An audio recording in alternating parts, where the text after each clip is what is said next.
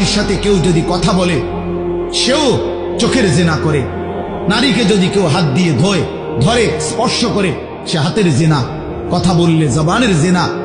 কানে শুনলে তার কথা ভিন নারীর আওয়াজ অথবা তার ভালোবাসার বিশ্রী কথাবার্তা, অবৈধ কথা, তো এটা কানের জিনা।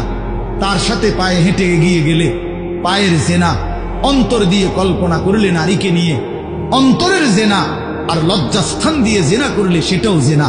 আল্লাহর কসম নবী বলছে সবটাই জেনা। চোখেরটাও জেনা, হাতেরটাও জেনা, পায়েরটাও জেনা, দিলেরটাও জিনা, মুখেরটাও জিনা, শব্দটাও, আবার লজ্জাস্থানেরটাও জিনা।